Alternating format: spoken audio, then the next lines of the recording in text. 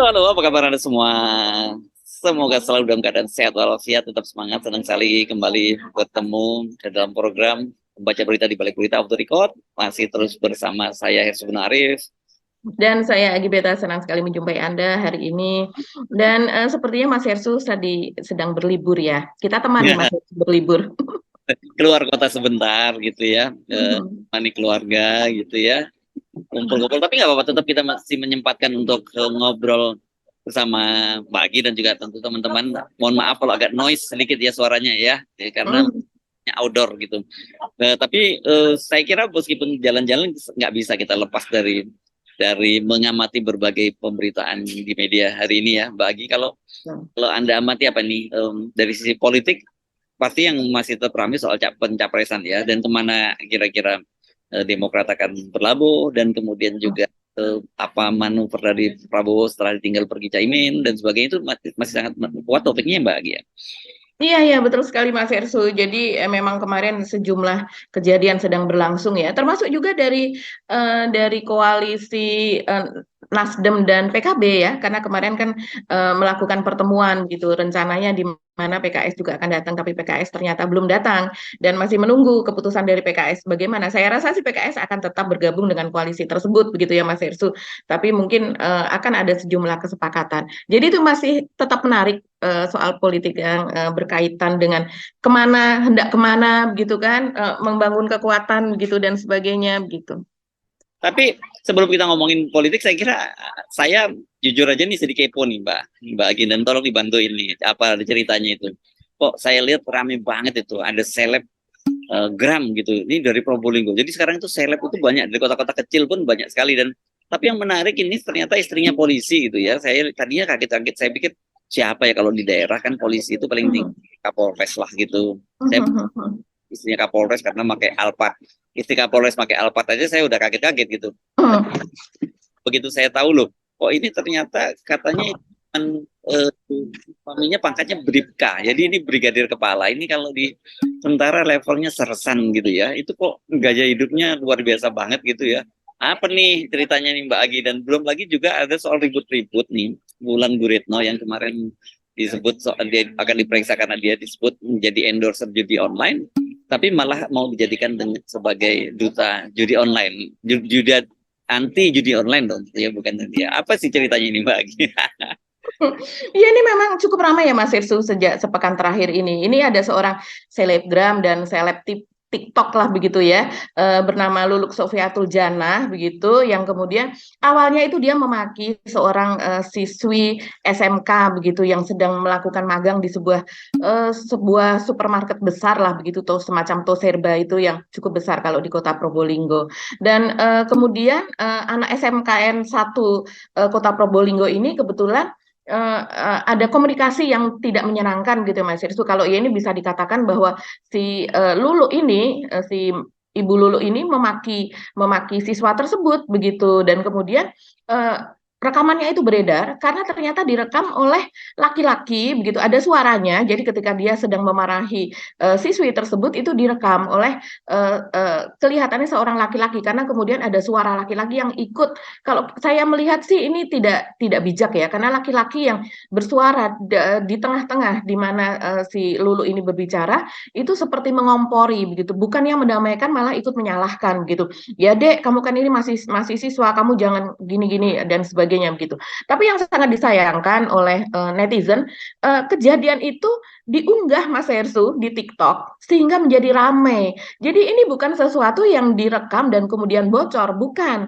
Oh, Tapi gitu ya. iya, jadi justru itu direkam dan sengaja diunggah oleh Lulu tersebut gitu di akun TikToknya. Nah, kemudian dari situlah ini menjadi gempar, menjadi ramai, heboh, dan kemudian juga dimuat oleh media-media nasional begitu, dan rekamannya itu kemudian juga diunggah dan kemudian seperti biasa diupload ulang gitu oleh berbagai akun gitu, baik di TikTok, Instagram, dan platform lainnya. Di mana di situ memang kata-katanya itu sungguh-sungguh apa ya, kasar dan tidak menyenangkan. Dia juga menyebut kata babu, seperti dia mengibaratkan bahwa seharusnya kamu memperlakukan customer atau pembeli itu sebagai raja, ya ibaratnya kalau seandainya ini dia adalah pelayan atau babu begitu, sementara dia adalah orang yang harus dilayani seperti itu. Nah, rupanya belakangan setelah ditelusuri Mas Ersu, jadi di toserba tersebut atau swalayan tersebut itu memang ada SOP atau standard of operation lah semacam itu ya,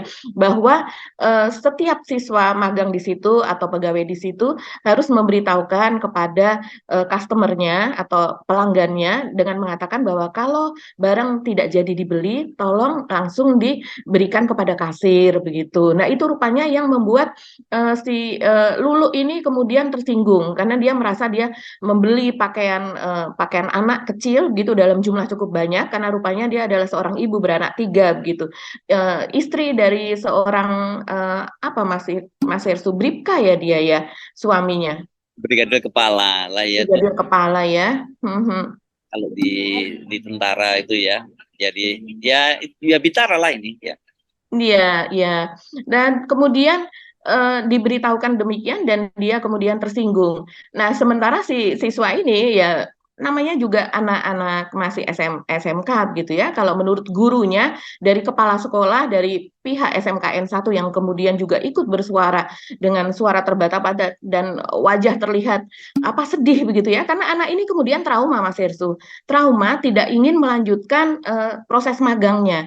Jadi dia kemudian tidak mau datang lagi begitu karena dia ketakutan dan kemudian setelah melalui proses pendekatan ada dari Komnas Anak atau apa ya? Karena sekarang Komnas ada beberapa dari Komnas Anak, Perlindungan Anak dan sebagainya kan sekarang ada beberapa.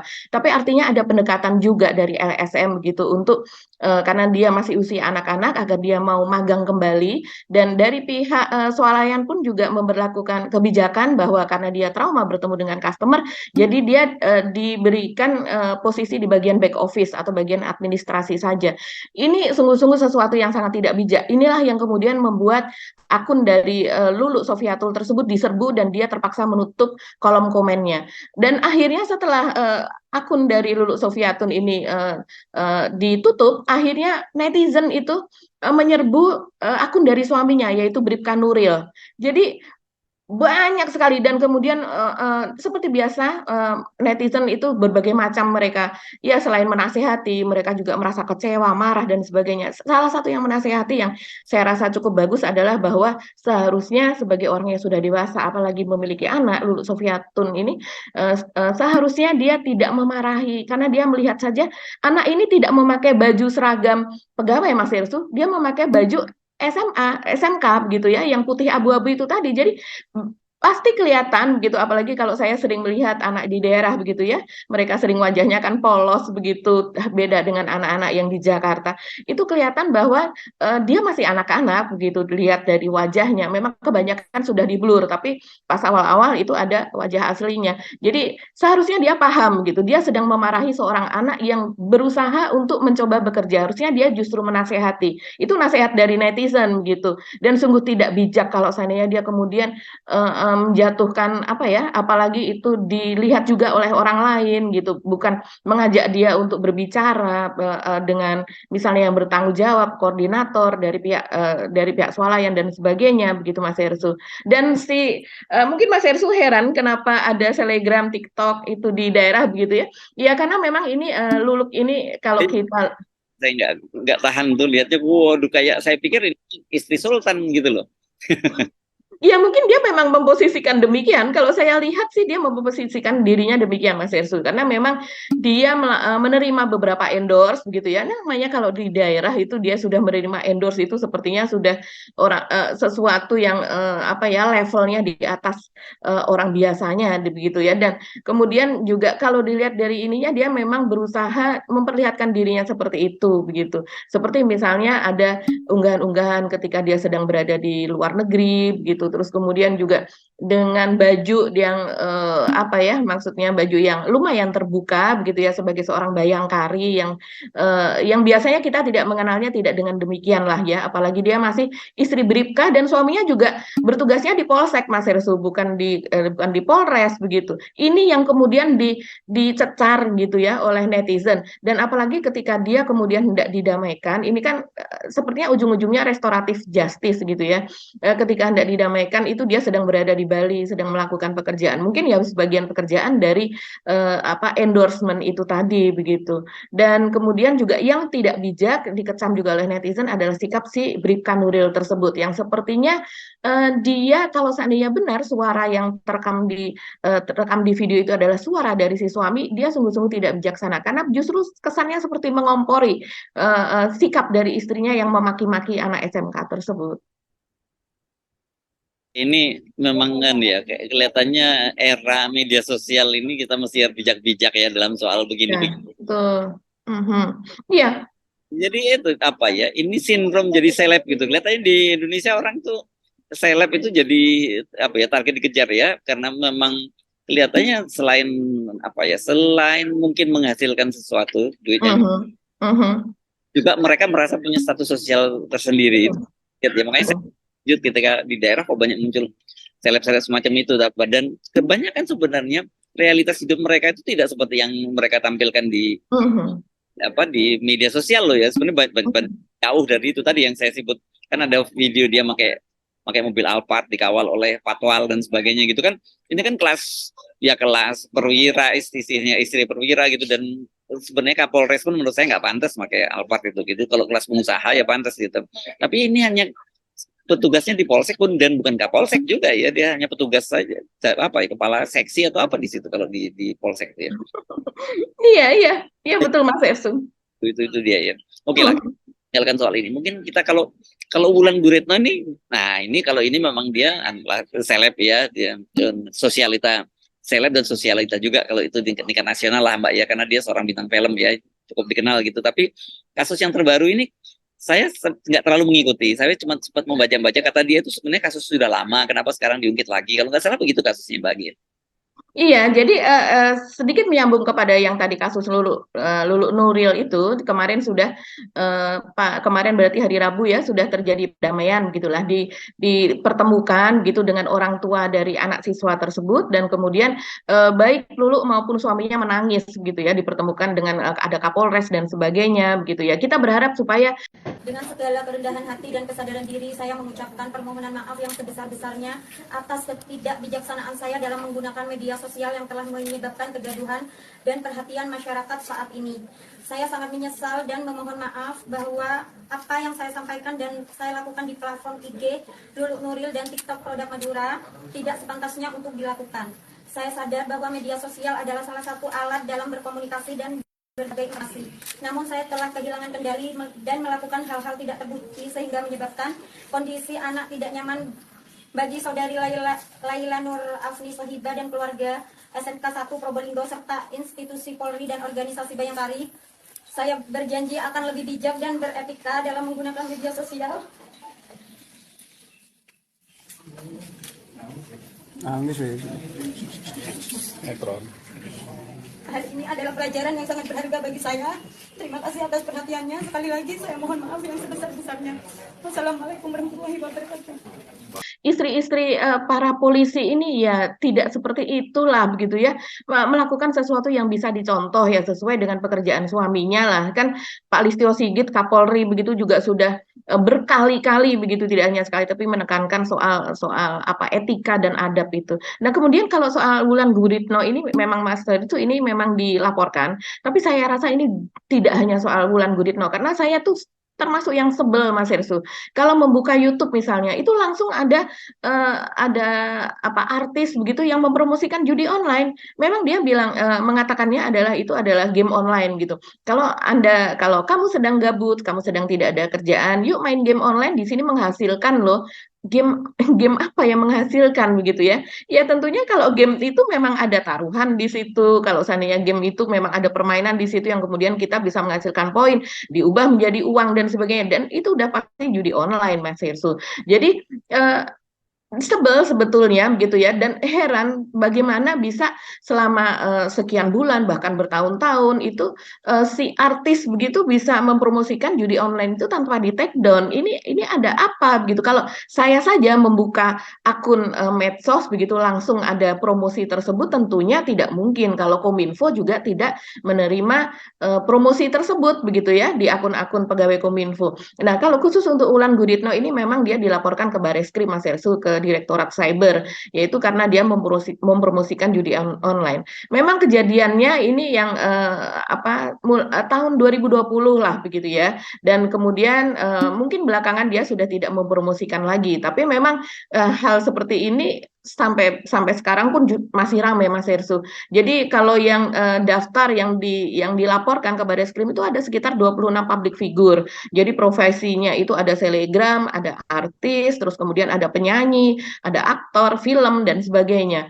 Ini bukan artis-artis yang tidak punya nama, ini adalah yang punya nama besar. Bahkan saya lihat yang tidak hanya anak-anak muda, tapi yang usianya sudah 40-50 tahun pun ada yang mempromosikan. Saya juga heran, ini kok bisa ya? Dan mereka selalu beralasan bahwa seperti kayak dijebak gitu. Tidak tahu bahwa itu adalah judi online. Mereka taunya itu adalah game online. Bagaimana mungkin Mas Hersu untuk mengendorse atau si artis tersebut menjadi bahkan ada yang menjadi brand ambassador gitu ya, misalnya untuk kasus-kasus yang sebelumnya itu yang melibatkan penipuan lah begitu, itu kan pihak manajemen juga ikut mengontrol, pihak agent itu jadi, dan agent itu sendiri tidak hanya satu orang, ada legalnya, ada bagian berbagai macam lah sebelum memberikan pekerjaan itu kepada artisnya. Jadi dalam hal ini tidak hanya artis saja, artis juga memiliki agen, memiliki manajemen yang harusnya mereka memiliki sistem kontrol. Saya rasa ini masalah uang ya, begitu gampang. Ini kan pekerjaan yang mereka hanya sekedar cuap-cuap begitu, tidak sampai 1 menit, tapi imbalan yang dihasilkan bisa ratusan juta. Bahkan kalau seandainya terus berlanjut bisa sampai miliaran begitu.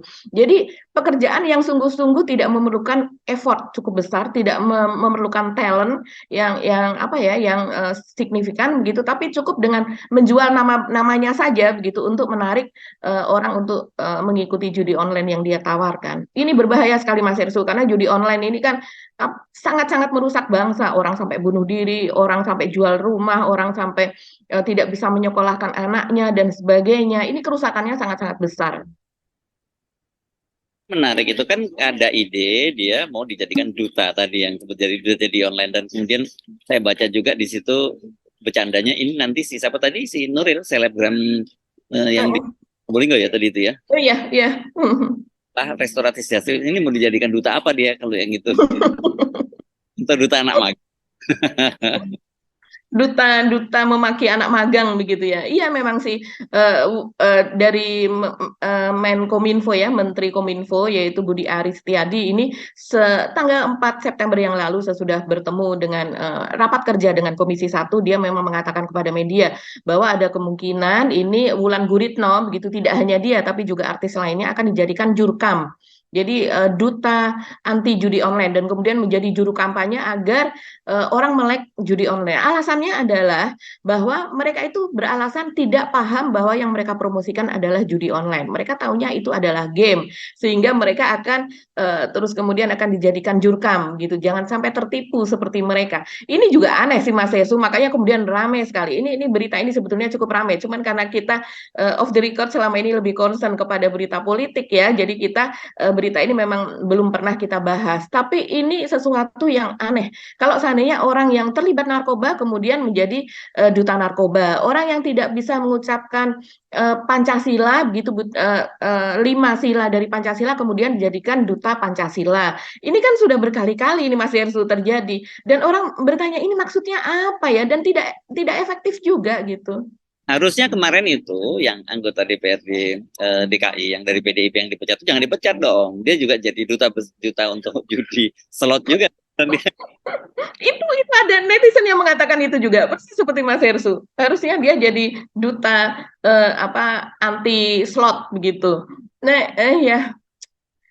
Kita kadang speechless dengan pernyataan seperti ini. Tapi Budi Ari sendiri, Menkominfo sendiri setelah mendapatkan berbagai kekecewaan lah, mendapatkan di media sosial itu memang ramai banget, dan apalagi di Twitter begitu soal ini gitu. Bagaimana seorang Budi Ari malah justru akan menjadikan Wulan Guritno itu sebagai jurkam anti judi online.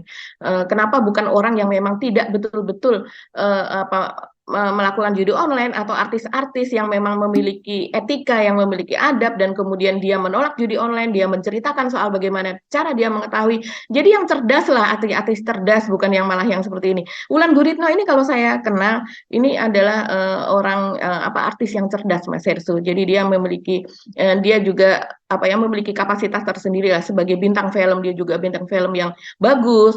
Jadi cukup heran juga dia menerima endorse untuk judi online ini. Nah, apalagi Menkominfo itu kemudian akan menjadikan sebagai duta judi online. Nah, tapi terakhir Budi Ari mengatakan bahwa dia tidak kenal dengan Wulan Guritno ini. Jadi usulannya itu memang karena dia menginginkan mungkin sebagai ya semacam Pak Jokowi lah. Pak Jokowi kan memang senang menggunakan public figure, influencer dan sebagainya. Mungkin hampir-hampir seperti itu supaya kampanye anti judi online ini diterima oleh masyarakat begitu. Oh, nanti kita bicara ke urusan bisnis kita biasanya ya.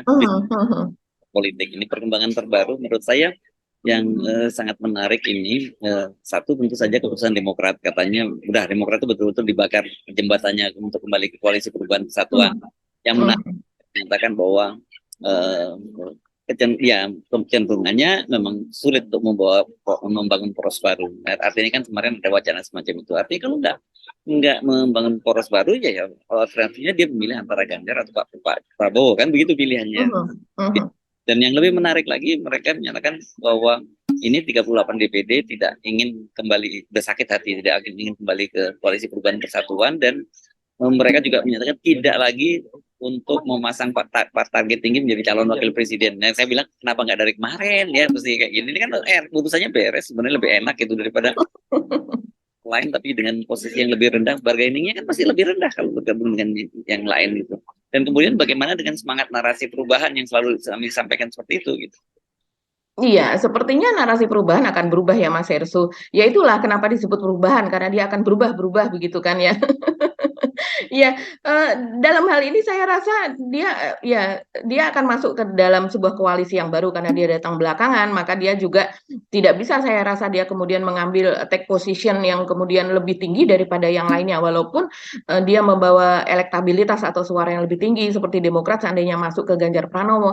Dan kemudian ini juga yang menjadi rekonsiliasi, saya rasa ya kalau seandainya itu terjadi, karena saya lihat kalau di media sosial apalagi di Twitter itu seperti Deddy Sitorus begitu ya, itu bisa bersautan dengan aktivis-aktivis dari Partai Demokrat begitu kan, yang mereka kan akunnya akun organik bukan akun buzzer. Deddy Sitorus juga ini adalah anggota DPR dari PDIP yang aktif begitu ya, bukan buzzer begitu. Tapi apa yang dilakukan para kader Demokrat ini kan banyak yang muda Mas Yesu, dan banyak sekali itu yang aktif memang di media sosial. Mereka biasanya melakukan tweet war atau mereka perang kata-kata lah begitu di media sosial. Nah sekarang kalau saya memang ini jadi bergabung, ini kan menjadi sesuatu yang menarik begitu. Bagaimana mereka yang tadinya selalu mencari kesalahan satu sama lain, kemudian sekarang bisa saling mencari kebaikan satu sama lain, kan pastinya begitu. Dan saya rasa sih antara Ibu Mega dan SBY begitu ya, ini kan masih dalam proses sepertinya begitu. Dan kemudian juga menurut Deddy Sitorus gitu masih menunggu kejelasan dari Demokrat apakah memang betul-betul mereka ingin bergabung dengan koalisi dari PDIP. Kalau seandainya bergabung baru akan dijadikan akan dicarikan jalan untuk antara Ibu Megawati dan Pak SBY ini untuk bertemu begitu. Nah, seperti kata Jansen Sitindaun ya, kalau seandainya bertemu itu seperti tembok Berlin yang runtuh. Wah, tembok Berlin yang runtuh ini dulu adalah legend ya Mas Irsu ya. Setelah puluhan tahun tembok Berlin ini sepertinya tidak akan pernah runtuh dan akhirnya runtuh begitu kan. Mungkin itu akan terjadi begitu. Tapi kalau melihat situasinya sebenarnya sebelumnya orang banyak dan pengamat juga banyak menilai bahwa Demokrat ini sepertinya akan cenderungnya bergabungnya dengan Prabowo, selain juga di masa lalu memiliki sejarah bergabung dan sebagainya. Sepertinya juga akan lebih nyaman gitu ya, karena kalau Pak Prabowo mereka sudah tahu betul karakternya begitu, dan juga tidak akan melakukan tekanan, sepertinya juga akan menyambut dengan terbuka, tidak terlalu dengan yang syarat-syarat tertentu yang diumbar lah begitu. Tapi kan Prabowo juga pasti ingat, pasti dia pesan boleh gabung, tapi jangan bilang gua kardus lagi ya, Jenderal Kardus. Kan sudah dirangkul dulu Andi Ariefnya pada tahun 2019. Ya. Oke, itu saya kira pilihan-pilihan yang saya kira tidak mudah buat Demokrat ya, karena merasa marah tadi ya. Kita mesti mengingatkan memang rasa marah itu membuat kita jadi seperti membakar hati ya. Jadi sebenarnya kita diingatkan, kalau mau yang kita bahas kemarin juga, tidaknya nggak usah. Ini kalau marah tarik nafas dulu lah, jangan ngambil keputusan gitu, nggak usah pakai ya apa langsung maki-maki sana sini gitu ya. Yang itu dampaknya ya seperti sekarang yang terjadi, jelek sekali ya karena apanya memori publik tentang kalimat yang dilontarkan. Tapi padahal kan sebenarnya mereka ini juga nanti sangat mungkin kalau masuk putaran 2 kan akan ada kembali sama kerjasama lagi kan. Kalau kayak gini udah ditutup nih, jembatannya udah dibakar kan, jadi repot kalau udah begitu. Iya, dan mungkin memang saya rasa kemarahannya itu lebih mendominasi daripada pikiran untuk apa namanya membicarakan Mas Herstu, karena memang kalau kita melihat kronologisnya ketika Pak SBY melakukan jumpa pers dan kemudian cukup lama itu kan kemarahannya berlangsung begitu, dan semuanya mendengar, seluruh Indonesia mendengar, jadi bukan sesuatu yang berupa poin-poin saja, tapi betul-betul dijelaskan secara lugas. Dan kalau melihat itu kan terjadi sebelum ada pembicaraan kan. Ya sampai sekarang pun tidak ada pembicaraan begitu. Tapi artinya memang ya tidak ada apa Mas Hersu, kalau yang istilah orang Islam adalah tabayun sebetulnya ya. Apakah betul-betul itu memang kejadiannya seperti itu begitu, dan kemudian kalau seandainya memang sudah terjadi itu saya rasa padahal kalau dengan kejadiannya sudah terjadi dan kemudian dilakukan tabayun, Demokrat ini malah akan mendapatkan kompensasi yang lebih besar karena sebenarnya nggak jadi cawapres Mas AHY, dan kemudian bisa jadi dia oke, saya setuju, saya ikut bergabung, tapi mendapatkan kompensasi misalnya jatah menteri, menko, apa dan sebagainya yang lebih besar gitu ya Mas Ersu. Tapi ya semuanya sudah terjadi, dan saya rasa sekarang ini tetap saja dari PDIP maupun dari koalisi Gerindra Pak Prabowo itu tetap menginginkan orang dari NU begitu ya yang akan menjadi cawapresnya. Nah, kalau PDIP kita tidak tahu, memang ada nama Pak Mahfud gitu misalnya begitu yang muncul gitu, tapi sampai sekarang memang masih belum jelas gitu ya. Tapi kalau dari Gerindra atau koalisi dari Pak Prabowo ini sudah mulai ada, seperti misalnya kemarin ketemu dengan Yeni Wahid ya Mas Irsu, dan kemudian Hasim gitu adik Pak Prabowo itu mengatakan bahwa iya ada kemungkinan nama Yeni Wahid adalah salah satu yang dimungkinkan untuk menjadi cawapresnya Pak Prabowo. Lah ini kan beda dengan perkataan dia sebelumnya soal Caimin yang mengatakan bahwa Caimin tidak akan menjadi cawapres. Kalau seandainya memang Caimin menjadi cawapres itu sudah pasti sejak tahun lalu itu dia menjadi cawapres. Ini sambutannya cukup berbeda. Saya kira memang sekarang ini ke posisi, saya malah melihat posisi Pak Prabowo itu paling lemah ya. Dengan artinya sebelum ini kita belum tahu kemana Pak Jokowi akan berlabuh ya. Kalau tanpa Pak Jokowi menurut saya koalisinya di Pak Prabowo itu paling lemah sekarang. Karena kita tahu ada PAN saya kira nggak bisa terlalu diandalkan, dan karena masa pemilihannya juga mayoritas akan memilih ke Anies Baswedan. Sementara Golkar kita tahu ya kalau nggak ada calon presidennya ngapain mereka kerja keras. Ini para kadernya lebih fokus mereka pada pilek nantinya ya. Jadi Pak Prabowo yang berat sekarang situasinya. Pak Prabowo hanya sendirian dari partai dari parlemen. Mungkin kita masih bisa lihat partai non parlemen seperti Gelora gitu yang bisa kerja, karena ini bagaimanapun kan ini ex PKS gitu yang selama ini mereka cukup solid kalau melakukan kerja-kerja politik kan begitu ya. Setelah ditinggal Caimin dia itu ada yang lubang besar nih Pak Prabowo untuk Jawa Timur, dan saya kira ini yang coba ditutupi dengan bertemu dengan Yeni. Meskipun menurut ini kalau dibandingkan dengan Caimin jelas jauh anunya ya kapasitasnya, dan juga jaringan apanya masa di NU-nya pasti jauh lebih kuat Caimin, karena Caimin kan berapa puluh tahun nih 20 tahun untuk jadi tokoh politik di PKB gitu ya. Sementara Yeni kan relatif tidak pernah terlibat dalam kerja semacam ini bersama dengan grassroots Nahdien kan begitu. Jadi ya wajar kalau Pak Prabowo kemudian sekarang melakukan manuver macam-macam semacam itu. Dia Pak Prabowo mungkin akan unggul nanti kalau akhirnya Gibran itu calon wakil presidennya, dan artinya itu mesin kekuasaan itu akan bekerja gitu. Tapi bayangkan misalnya tadi Anda menyinggung soal Ganjar. Saya mendengar sebenarnya mereka itu ngincar sekarang bukan NU lagi. Kelihatannya yang targetnya itu adalah Ridwan Kamil, Gubernur Jawa Barat gitu. Tapi kan dia sekarang anggota dari Partai Golkar kan begitu. Dan kalau kalau Partai Golkar sepakat berarti kan ada kemungkinan Golkar kan tidak cabut dari Prabowo. Nah itu kan makin berat posisinya Pak Prabowo kalau tiba-tiba misalnya katakanlah akhirnya Ganjar berpasangan dengan Ridwan Kamil. Dan kalau Ridwan Kamil itu berpasangan berarti kan Golkar itu atas blessing dari Golkar karena dia sekarang jadi anggota Golkar, istrinya juga caleg dari Golkar begitu. Nah dengan begitu artinya Golkar juga kemungkinan cabut dari Pak Prabowo. Jadi ini menarik sekali memang peta koalisinya itu Mbak. Dan pokoknya jangan terlalu cepat ngambil kesimpulan dulu karena ini semuanya belum final.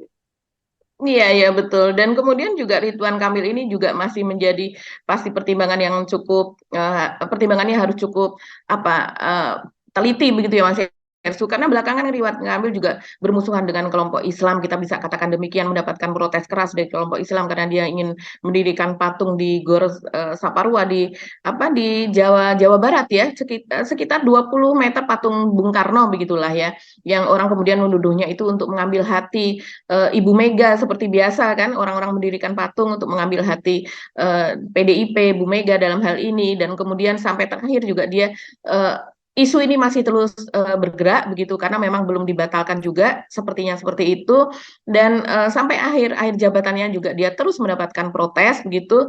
Dan kemudian juga sepertinya kalau Ridwan Kamil mungkin kalau di Jawa Barat sebagian pendukungnya malah justru yang anak-anak muda yang sering TikTok di akun Twitter maupun di akun Instagramnya dia begitu. Tidak terlalu mengakar juga nama Ridwan Kamil sih Mas Hersu. Tapi mungkin kalau secara elektabilitas begitu dia memang di atas begitu ya, lumayan di atas begitu. Dan ya kita masih wait and see lah begitu. Apakah AHY lebih lebih menjual ataukah Ridwan Kamil? Apakah kalau Ridwan Kamil dijadikan cawapres apakah kemudian juga akan menarik Golkar begitu kan? Karena berarti Golkar hasil munasnya harus berubah begitu, bukan lagi Erlangga Hartarto, tapi Ridwan Kamil. Ya, tetapi kan partai-partai ini kan berpikir kan kalau mereka mendapatkan posisi sebagai capres atau cawapres itu kan bagian dari yang kita sebut selalu kotil efek begitu ya. Pak Prabowo dan yang kemudian masuk Gibran, Golkar dapat apa? Nggak dapat apa-apa. Ya kan? Iya. Nah, dapat di kabinet, tapi untuk tujuan pemilu legislatif itu sama sekali tidak punya nilai tambah sama sekali itu. Betul. Bergantung di Prabowo sekarang, dan kalau dia tidak mendapat posisi sebagai calon wakil presiden, dan rasanya saya kira tidak gitu ya Pak. Tidak dapat juga gitu loh. Iya. Ya sepertinya sekarang untuk pemilu 2024 ini banyak yang boncos lah istilah netizen tuh seperti itu. Karena banyak yang ini dideklarasikannya sebagai apa atau diputuskan dalam Munas atau diputuskan dalam Rapimnas atau diputuskan apa sebagai apa, tapi ternyata juga tidak tercapai begitu. Dan deal-dealnya sepertinya walaupun masih ada waktu, ini berapa bulan Mas Ersu, sampai bulan Oktober masih sekitar 1 bulan lagi, tapi sepertinya juga tidak akan mendapatkan itu. Mungkin dalam pekan-pekan ini kita akan segera mengetahui ya cawapres yang sebetulnya dari Ganjar dan kemudian juga dari Pak Prabowo itu dari mana begitu. Kira buat kita semakin kacau begini peta perkoalisian itu semakin menarik gitu. Mas Ersu, dan kemarin seperti kita melihat seperti Yeni Wahid gitu datang sekitar pukul 5 di Kertanegara 4 di kediaman Pak Prabowo begitu ya, dan kemudian 1 jam kemudian pukul 6 menyusul itu Ibu Nuriyah begitu, ibu dari Yeni Wahid. Ini cukup menarik karena sebelumnya kita tahu yang sowan kepada Ibu Nuriyah ke Ciganjur itu adalah Ganjar Pranowo.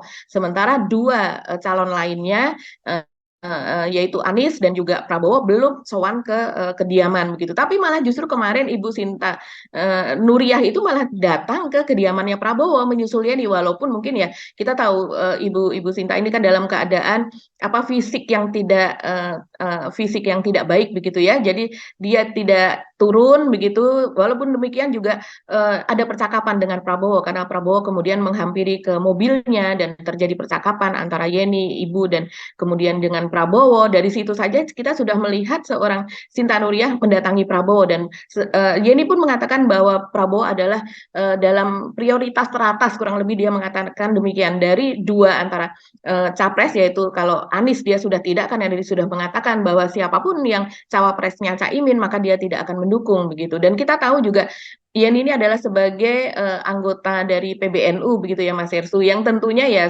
sejauh ini PBNU kan bersilang jalan lah dengan Caimin. Jadi petanya ya seperti itu. Kita tidak tahu apakah kemudian Yeni ini akan digait oleh Prabowo sebagai prioritas kedua. Kalau seandainya tidak mendapatkan Gibran ya kita masih akan menunggu. Oke, bagi kita mesti akhiri perbincangan kita sampai besok ya. Jangan lupa Oke, selamat berlibur Mas Hersu ya. banyak tetap Tetap 0%. Wassalamualaikum warahmatullahi wabarakatuh. mulai berkata.